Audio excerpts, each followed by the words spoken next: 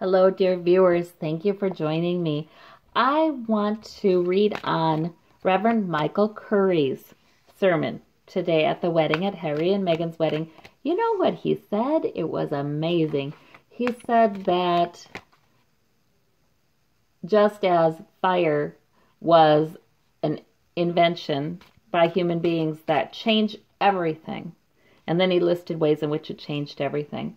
The second discovery of fire that would change everything would be humanity's discovery of the power of love, how to channel that, how to ride that power. Oh my gosh, wasn't that wonderful? He quoted a Jesuit priest, an author who had written that. So, that really is going, it's in line with a lot of what people are saying. Very intuitive people, psychic people are saying that we are supposed to be entering a new age. There's a new, there's a new, well, some people say a new earth, but there's a new way of being that we're getting help, I think, from the universe and spirit and the spirit world to enter. I want to ask, does humanity discover that power of love, how to channel it, how to reign it, that it's the greatest force? Does this happen? That's what I want to ask. It's a strange thing to ask, but I want to know, does it happen? Do we make it? All right. And we've got the standing our ground. Right now we're just standing our ground. Yes, we are. We're not moving forward. We're not moving backwards. Okay. But yes, many of us are off in search of what is missing emotionally for us. Yes, it's an internal journey. And the Fool, the energy of the Fool is here helping us, asking us to step off into the unknown. So that is something. Believe in the power of love is a leap of faith. That is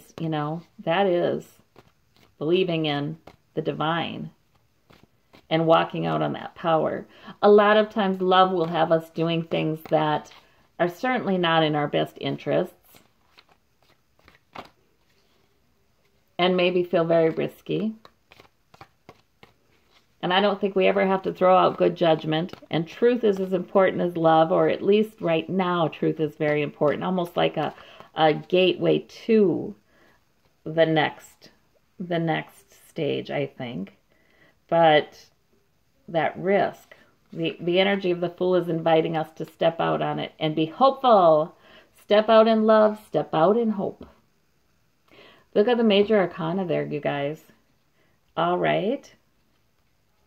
This off in search of what's missing because of the devil. Okay, yeah, because we've already looked every other place, right? Money, material success.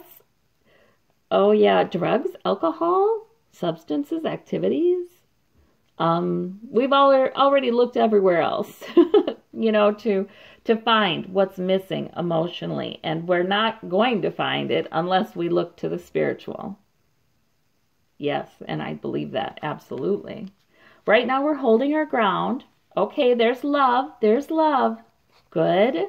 Love is there. So we're keeping the love that we have. We're not moving backwards with it. But how do we help people accept the energy of the Fool and walk out in hope and be loving and channel that love and walk into, just step into the river, step into the channel and let it flow through to other people? How do we do that? Okay, let me see if what universe has to say, what spirit has to say. All right, we've got the Knight of Wands. So the purpose is indeed, we are just only holding our own right now, but the purpose is indeed to be more loving. Knight of Wands. Okay. That's the movement. We've got to talk about this, in other words. It's not a frou-frou, silly subject. It is the core of it all. Where love is, there is God too. Also, I think that was another phrase that Reverend Michael Curry used today. So we've got the Two of Swords, we've got indecision. So we're off, humanity, we're sort of off in search of what's missing for us emotionally. Because we're bedeviled also. We're bedeviled, we worry, we try to fill that void with excess, all those things. We're kind of indecisive. Do we turn away from some of the things that we've gone to make us feel better, to make us feel more secure? Do we turn away from some of that because it really is getting in the way of love and spiritual growth? Or do we not? It feels like we need more. We need to know more. All right? So humanity is a little indecisive about that right now, isn't it? But yes, there's the universe beckoning. Reverend Michael Curry's speech, okay, there's the relationship. His speech was definitely part of this.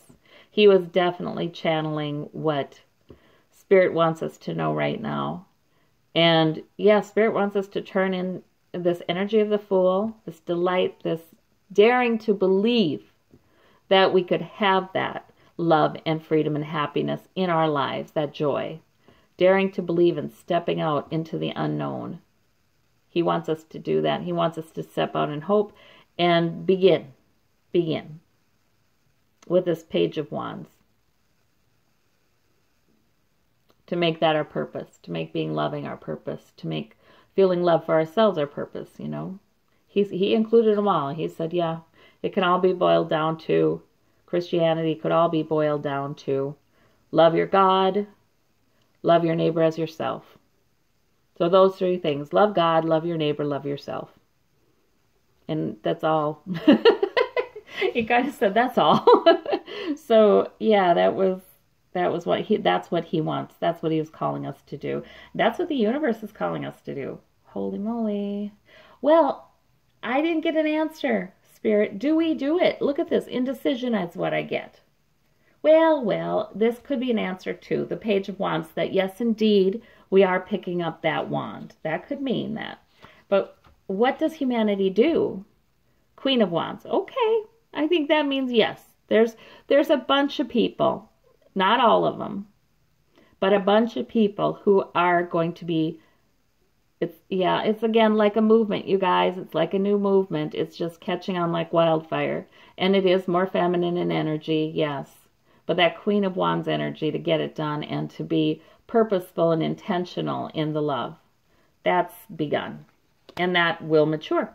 So that's reassuring. So this little guy with this new purpose will mature into the Queen of Wands. Good. Well, that's good. I think we have every reason to be hopeful then. So that's marvelous. Thank you so much. Bye-bye. I suggest you do listen to Reverend Michael Curry's sermon, though. It was wonderful. Thank you.